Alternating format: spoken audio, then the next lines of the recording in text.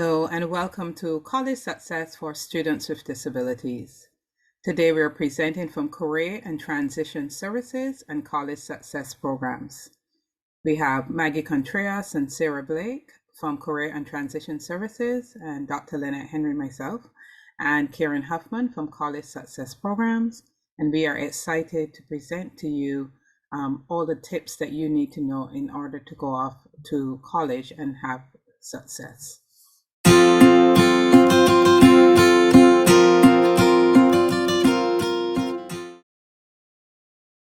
I'm going to start by sharing with you some things you can do to start getting ready to be college and career ready from elementary school. And so as you start out in your school career, one of the things you want to be thinking about are what are the things that you're interested in, and what are your strengths, and everybody is different. So you're not the same. It doesn't mean you're going to like the same things as others, but begin to think about what are some of the things that you like, and that will help you in terms of determining your classes, some of the things you get involved in throughout school. Some of the things you might want to start working on are some strategies to reduce test anxiety. We start testing from elementary school, and so being able to have good studying and test taking skills, you can see your school counselor to help with that so that you can have good success. Begin to start a folder or portfolio, like if you get certificates or you win competitions or awards, or your teacher says this is excellent work, start collecting some of those samples. Sometimes you can use those to apply for scholarships, and you'll hear more about scholarships later. Just want you to know that you can apply for money for college from elementary school. Get involved in extracurricular and enrichment activities. It could be sports, it could be arts, music, whatever you're interested in, begin to get involved in some of those activities and try to explore what are the things you really like and you're geared towards. And then financial literacy. I mentioned scholarships before. Starting saving money from elementary school for college. Begin to think about competitions and essays that you can apply to and begin to save that money. Look at scholarships, those kinds of things. You can start saving money to pay for college. And then you go on to middle school. And so here is where you're building your college aspirations. You're building up your confidence in yourself and belief that you can do it, having high expectations for yourself, taking those honors courses and more advanced coursework and getting the support from a tutor when you need it. And just remembering as you look around and you meet other students, realizing that differences are strengths. It doesn't mean it's a weakness or a deficit just because you're different from another person. I went into counseling, and so I love a lot of the social sciences, and my husband is a math teacher. He loved math, right? We're very different. I don't really like math, but I know I need it, so I took it and I studied and had a tutor because that was harder for me. More the English, I like to read, and so that was the area that was more my interest, or the sciences. So you're going to have differences from people around you, and don't compare yourself to others. You're unique and you're special, and you are enough.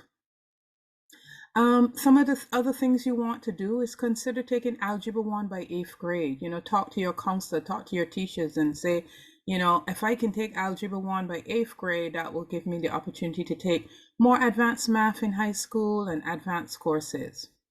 Continue those extracurricular and enrichment activities, get involved in clubs, some of the after school activities and different activities within your school, community service, all those things, any kind of work experiences you can have, and continue to add to your portfolio, your certificates, your awards, making honor roll, all those things. Work with your counselor to understand more about college, maybe go on a college field trip, and to explore your careers, different types of careers, maybe some guest speakers that come to your school, attend those meetings and hear about some of the different careers. And again, continue to look for scholarship opportunities. And then you're on to high school, and you get into high school. And again, I talked to you about honors courses, advanced courses. In high school, you'll be able to take AP, which is advanced placement courses. Some people will be in schools. You can take international baccalaureate courses, IB, you will hear as IB, or dual enrollment. All of these will give you college credit. The advanced placement, the IB, and dual enrollment can give you college credit. And dual enrollment is where you can take college courses at, let's say, Nova, Northern Virginia Community College, and the district pays for those, so those classes are free. But you take those courses and you get a C or above, you will get college credit. You can take online courses also through FCPS to get some of those dual enrollment courses and get college credit. Have conversations with your parents and your counselors about your performance. Like if you're struggling in a subject, what do you need? Do you need a tutor? Do you need help? Do you need to go to an advisory period? Go back to your teacher after school? Begin to look at your GPA. Your courses in high school are going to count towards college. So you want to make sure that you're looking at how you're doing. Some courses you may excel in, and those are really strong. And then others you may struggle. Ask for help. Also, you're beginning to build your resume. You're going to start taking some of those things from your portfolio and add into your resume. Your resume now is going to begin to tell other people, whether it be for work or college, some of the things that you've done, some of the extracurricular enrichment, how you're doing academically. Begin to research colleges, career or technical schools, depending on your interests. Some people want to go to a 4-year college, some to a 2-year college, some to technical school. I did cosmetology right after high school. I did cosmetology, and then I went on and I did my bachelor's degree, then my master's and doctorate. So there's lots of different ways I did that. So that would be like the technical or career to do cosmetology, and then go on and do a 4-year college degree. So you have different pathways. So begin to research and see what your interests are.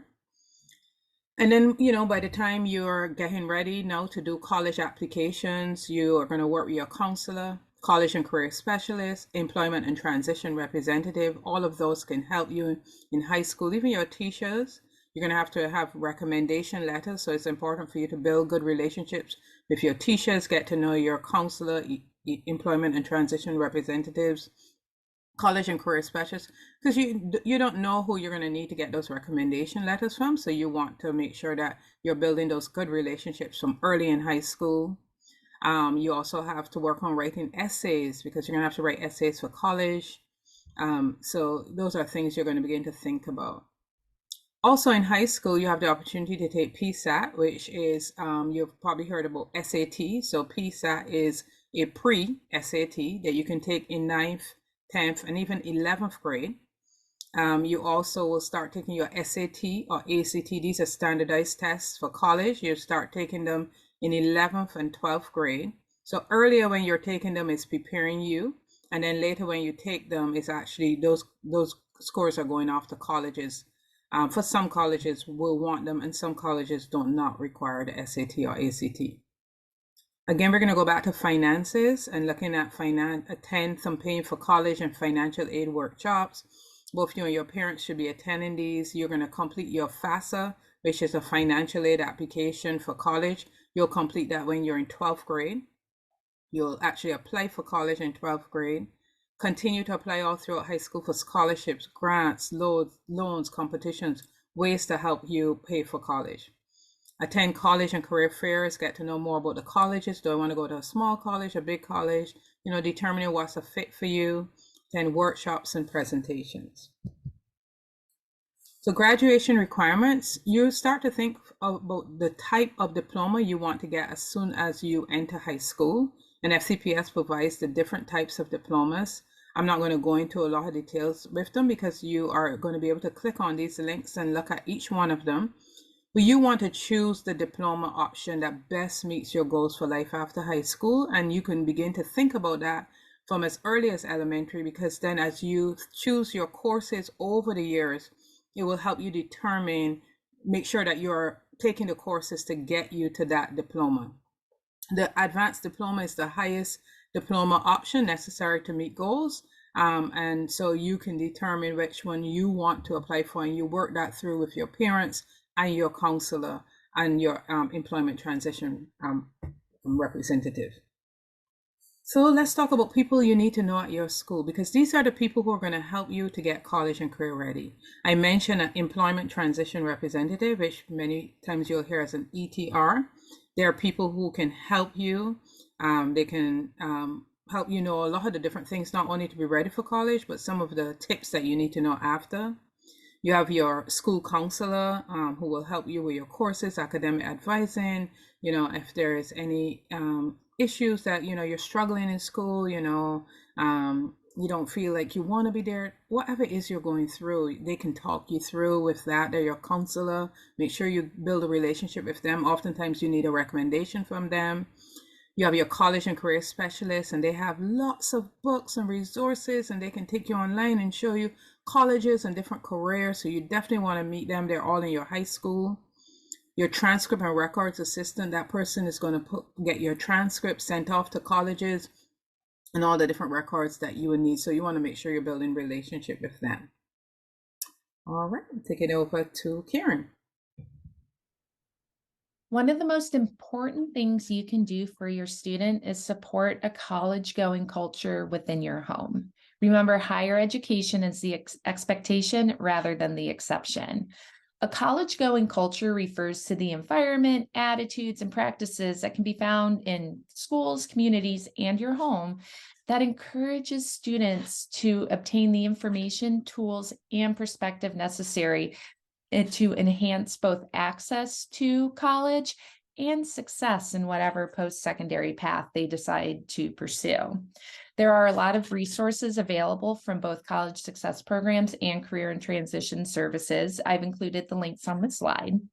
And there are also many things that you can do to expose your student to college campuses as early as possible. There are a ton of ways that you can expose your student to college campuses as early as possible. There's virtual college tours, and we have some spectacular universities right in our backyard that have a ton of community events, a lot of them free. That is a fantastic way to get your student on a college campus and just get them excited about the possibility of attending college one day. You can also have conversations that begin when you go to college instead of if you go to college. Encourage your student to take rigorous classes. Getting the easy A isn't always the best thing for your student. It's good to be challenged. Attend the multiple FCPS college prep events that are offered throughout the year. And you can demonstrate to your student that you're a lifelong learner. Learning's fun. Learning is what makes life robust, and you should never, ever stop learning. And you can also encourage your students' aspirations and their individual talents. There are a lot of college search resources for students with disabilities available. These are some of my favorite, with the top one being Think College Search. This is dedicated to developing, expanding, and improving research and practice in inclusive higher education. And while the focus is for students with intellectual disabilities, there are some resources and information available for students with physical disabilities as well. There's also the Campus Disability Resource Database. This is where you can find all disability-related information from degree-granting colleges and universities from the United States. And then also don't forget to check out the Virginia-specific transition to college planning resources. These resources from the Virginia Department of Education, the VDOE, are for specifically college planning resources for students with disabilities. So how do you determine the best school for your student? One thing to keep in mind, that college is a match to be made, not a prize to be won. The best school for your neighbor's student will likely not be the best school for your student. There is a college out there for everybody, I promise. You should encourage your child to take the time to reflect on the many aspects that help determine what school might be the best fit for them. What are their academic interests and career goals? If they're interested in humanities, it's probably best that they don't go to a college that is primarily focused on STEM. What are their GPA and test scores? What are their financial assistance options? Just because a school may seem like a good fit on paper, if you can't afford the school, guess what? It's not a good fit for your student. Have these hard conversations with your student. They need to be aware how much, if any, money that you're able to contribute to their college education. This is not a conversation to save for until their senior year. What is their preferred learning environments? If they attend a large school, it's very possible that their freshman and sophomore year, they will be one of hundreds of students in a class. Maybe a smaller school would be a better fit for your students, so they can start off their freshman experience with a smaller class size. You also need to consider a school's academic programs, its location, and its distance from home. If you go to school out of state, how are you going to get there? Will the student need a car? Will they need to be able to fly home when on breaks? What's the size of the school? What are the admission requirements? What's the tuition? What student activities are offered? Does your student want a robust intramural program? Not every school has that. What are career opportunities that can be found after college? If a student's looking to work in Northern Virginia and envisions themselves staying here after college graduation, it may be best for them to consider a school in the local area so they can start building those career networking opportunities ASAP. And if your student is interested in athletics, what type of programs are offered at that particular school? Okay, so I had mentioned earlier that if you can't afford a school, that means it's not the right fit for you. So how do you pay for college? Well, the good news is it's never too early to start thinking about that. I've included some fantastic resources specific to elementary and middle school students as far as scholarships, and I've also included some for high school. Remember, never stop searching. In fact, if your student is too young to get a summer job, one thing that they can do during the summers is start applying for scholarships. If there are some scholarships that are a little too early for them to apply to, get started on writing some essays. Almost every scholarship has a writing component to it. Have your students start thinking about what they would put in those scholarship applications. What makes them special? Why do they deserve the money to go to college? The most important thing that students can do is apply for scholarships. It is never too early to apply for scholarships. There are scholarships out there for everybody. As far as high school, you need to make sure that your student is checking Naviance regularly for scholarships. We add scholarships to the portal almost daily. It is not a one and done job. So your student needs to make sure that they never stop searching. There is a scholarship out there for them. And then I've also included a link for the National Center of Learning Disabilities Scholarships and Awards. So be sure to check that. As I mentioned, never stop searching for scholarships. That is the most important thing that your student can do in regards to helping pay for college.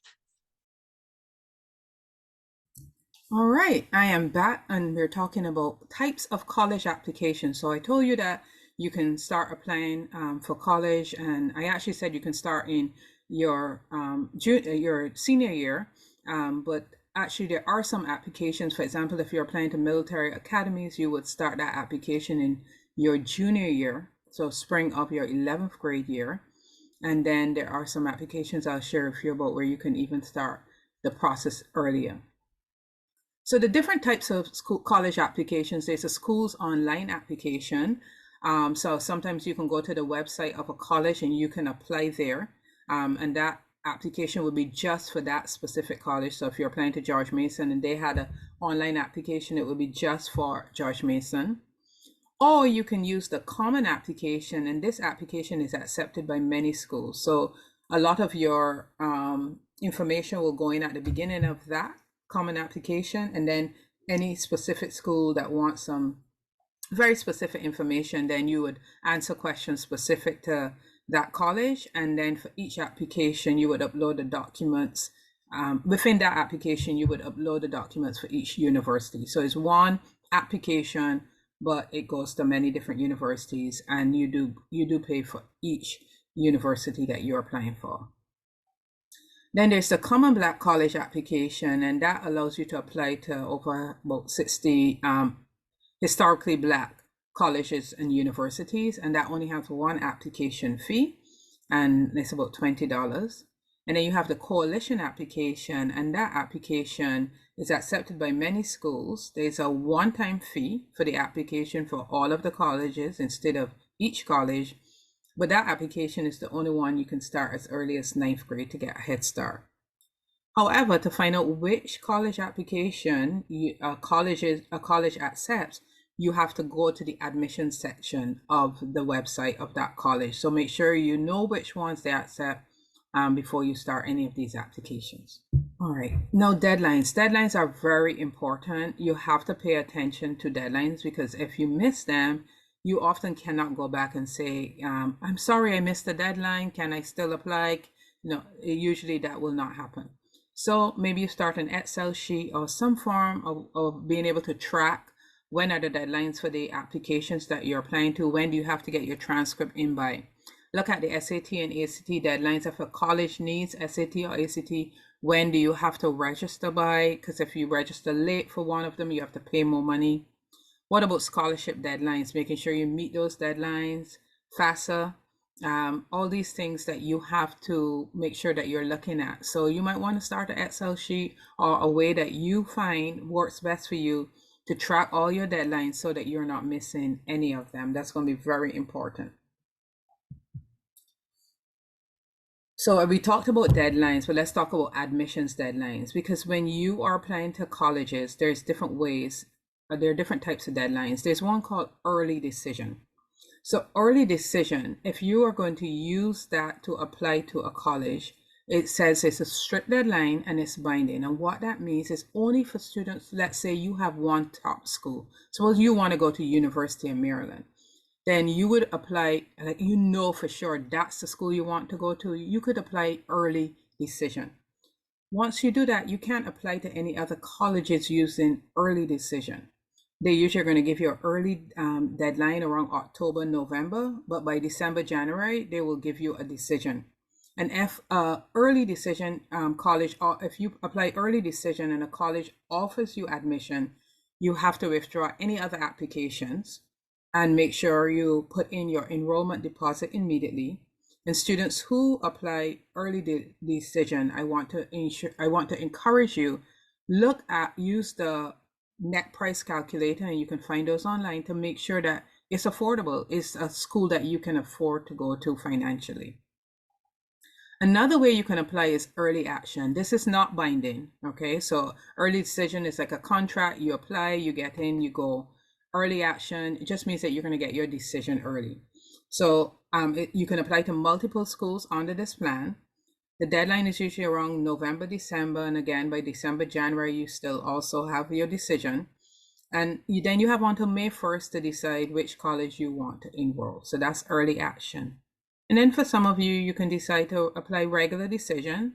Again, it's still a strict deadline, but you can usually apply later, and you do usually get a later response around March or April, and then have to make a decision usually by May 1st. And then there's some colleges that have rolling decision, which means that usually you can apply to those colleges at any time. They are open and don't have a strict deadline at all. So pay attention to the deadlines to make sure you know which one. And again, if you need more information on these, you can also meet up with your counselor, your ETR, your college and career specialist to ask them more about it. Then recommendation letters. So when you're applying, you have to see if they're asking for a recommendation letter. If a college is asking for a recommendation letter, if they ask for 2, give them 2. Do not give them 4. Colleges get so many applications. They really don't want the extra. So if they only ask for 2, only give them 2. If they ask for none, give them none. Do not put in 1. However, when a college asks for recommendation, it's important that you pay attention to when it is due, because you have to ask somebody to write that recommendation. So let's say you have to ask your counselor to submit a recommendation and the deadline is October 11th. Don't wait till October 1st to send in, ask your counselor to do that recommendation. Give them at least 4 weeks to be able to write the recommendation. And so here's a senior questionnaire that you can fill out, you and your parents can fill out, and give to your counselor or teacher or anybody who's writing that recommendation so that they can get the recommendation in on time. Again, make sure that that school is requesting the recommendation, because some colleges will not want that. So that's really important. Um, in the questionnaire, their question is fillable, so you'll be able to fill it out and then just take it back into your counselor.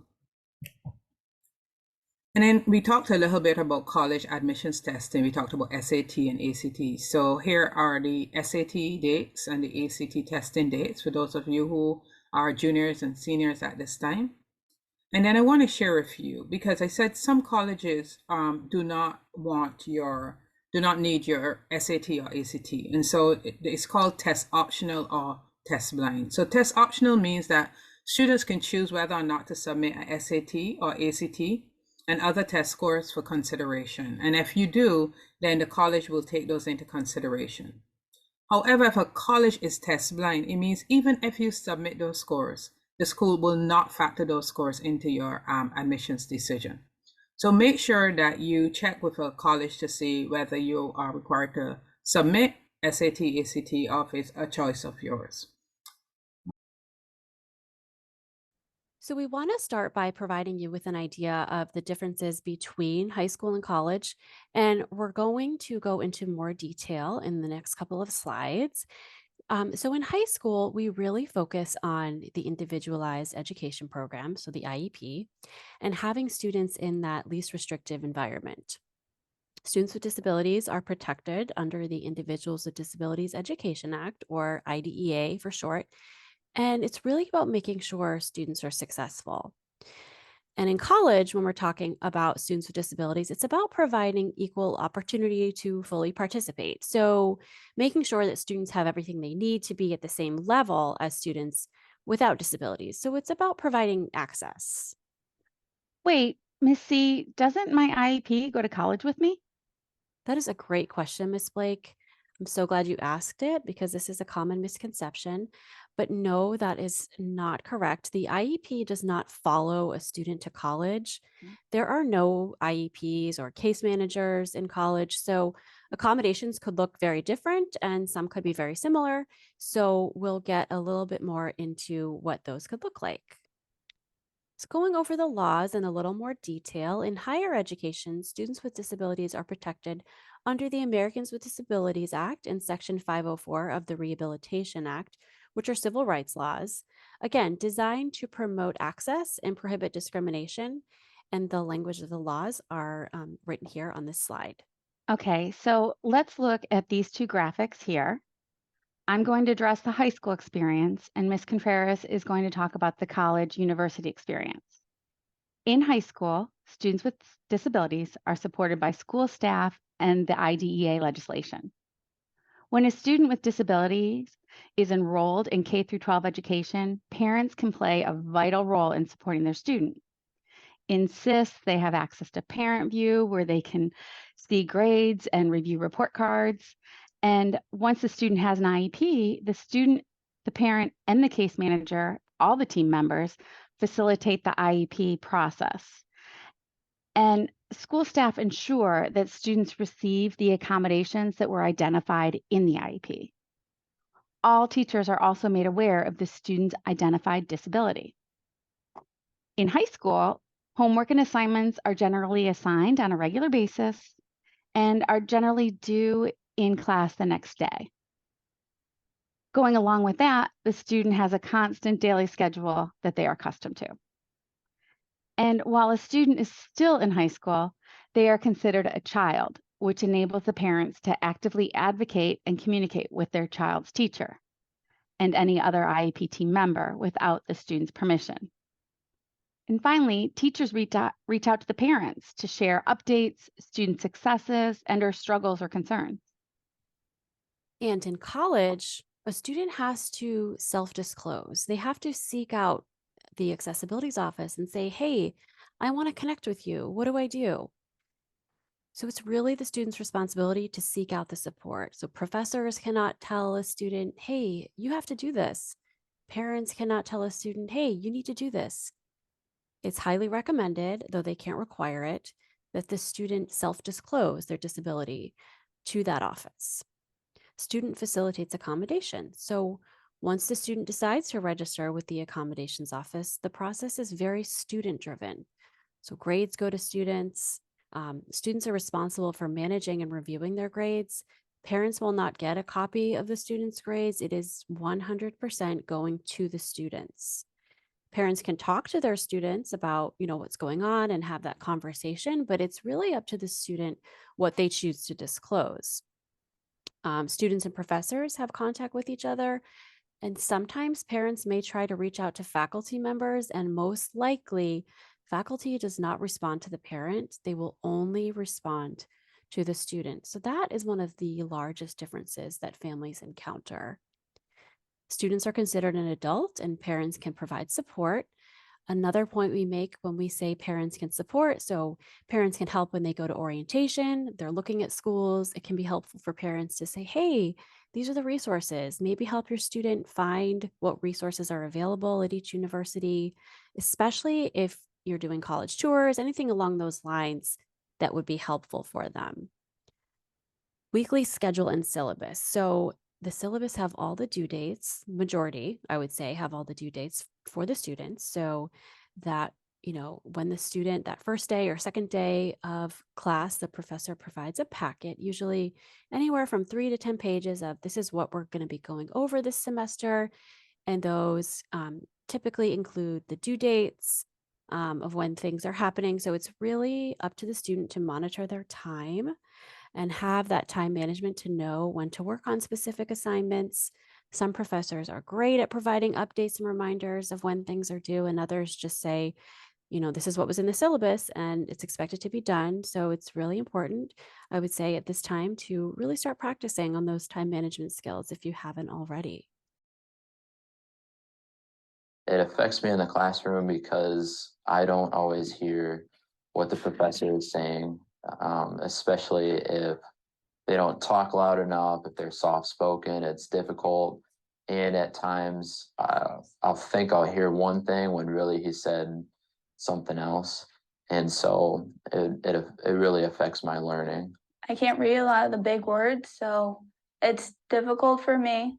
Unlike the other kids are just going right through it. I have extended time during tests. I have my books are in CDs. I have a scribe with me. There's times that I'll have off days and it's harder than others, but I work through my dyslexia. There's times I'll ask teacher for reading assignments early so I can make sure I can read them on time. It's majorly affects me in reading, and I get my books processed so that they are in Word documents so that my screen reader on my computer can read it for me. I have a reading disability and it makes it hard sometimes in classes. College is a lot of work. You have to do everything on your own. The teacher's not going to tell you this, this, and this. You got to be relying on yourself. So prior to actually enrolling in a college, we recommend that students reach out to the Accessibility and Accommodations Office at each college that they're interested in. And by the way, it may not be called the Accessibility and Accommodations Office. It may be called the Disability Support Services or Student Services Support Office. To identify the office, look for words like access, disability, equity, or accommodations. And every college that receives federal funds must provide equal access to students with disabilities, and they must provide reasonable accommodations. And your student can actually pick up the phone now and ask some of these questions on the slide. That experience on the phone might even help your child decide if that college is a good fit. Or when you're on a college tour, your student could stop by the accessibility office and ask these questions. Encourage them to speak with staff member and ask, what services do you provide? Do you have any specialized programs? And what documentation is required in order to be eligible for accommodations? How will faculty members know if I have a disability? Does your office allow walk-ins or do I have to make an appointment? And finally, what is the process for receiving accommodations for things outside of class, like housing and meal plans?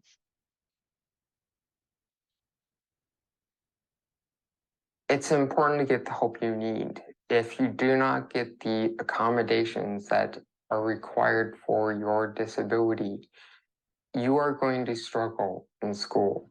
They taught me how to be an advocate of myself. That was something that like burned into my mind, that I need to say what I need and tell people what I need in order for me to get what I want. You know, I can't be shy about it. I have to let them know. Not everybody's the same. And just because you have a disability doesn't mean you're different. And you need to go to the disability center and ask for help.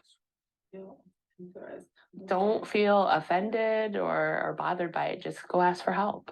Overall, they are very helpful and willing to help me out, and more than willing to take time to do what's need to be done in a timely manner. And once your child is enrolled in college and determines that they want to disclose their disability and register with the Accessibility Services Office, here are the basic steps required to register for accommodations. And all of these steps, I'd like to note, involve self-advocacy. Self-advocacy is the ability to communicate your needs, and we will talk more about self-advocacy later. So when I walk into the disabilities office as a student, I would first contact the office and self-identify. I will most likely have to complete an intake form that asks questions about my disability, the accommodations that I used in the past, and what accommodations I am seeking out. I would also have to provide current documentation of my disability, and then discuss these accommodations with the accessibility counselor. And as an accessibility counselor, once we have that initial intake meeting with the student, accommodations are discussed and agreed upon together. And then we generate a letter for the student saying these are the approved accommodations. And as a student, if I wanted accommodations in a class, I would be prepared to share that letter and talk to my professors about accommodations. And as a professor, I would provide the required accommodations, and it's really left up to the student to advocate for themselves and let us know if they need help. And then as a student, I will need to monitor my accommodations and update them every semester. I need to let my professors and accessibility office know when I need help. And as an accessibility counselor, it is not typical for the accessibility office to reach out to the individual again, saying, hey, how can we help you? We really wait for the student to come back and say, I tried to do this. I need help. I need you to help me communicate with faculty. So again, that's really the student's responsibility to let that office know what's going on with them. And Miss C, what should parents or guardians do? How can they be involved? Great question. So as a parent, you can help your child gather documentation. You can practice self-advocacy skills, develop a timeline. You could role play conversations like this. And from a high school perspective, I will share that many students have shared in the past, moving on to college and going through this process, that it's just something they want to do on their own. They've had an IEP for all these years. They're tired of labels and they want to try this on their own. And while, I completely respect that and I understand where they're coming from, we still recommend that they go through this process because it's better to have something in place that you don't need than to need something and not have access to it. And so when I worked in a high school, I often had former students come back and ask me for their documentation for the purpose of applying for accommodations. And what many of them told me was that they wish they had done it sooner. So what do reasonable accommodations look like? Reasonable accommodations level the playing field and ensure equal access. Reasonable accommodations do not guarantee success. So even if a student has accommodations, it doesn't mean that they are guaranteed to pass a class or do very well. What you see listed here are examples of some of the common accommodations that a lot of colleges and universities do offer. Extended time, which is usually for tests and quizzes and is typically called time and a half in college. interpreters for the deaf and hard of hearing students. Maybe a note taker could be another student or some type of assistive technology. Another common accommodation is priority registration or maybe course substitutions. And again, these are just examples of some of the most common accommodations we see. Housing could also be considered an accommodation for a single room or possibly closer access to a restroom or kitchen, depending on the needs of the student. It's important to check with the university about what accommodations are offered. I had a couple classes where I did not know to speak up for myself and tell my professors at the beginning of class that I need these accommodations. It's not easy. At first, I had a hard time wanting help because I just wanted to do it myself. I wanted to be just like everybody else who just got the material right away. And after a while, I told myself, you know, I'm not like that. You know, I need help if I want to be successful.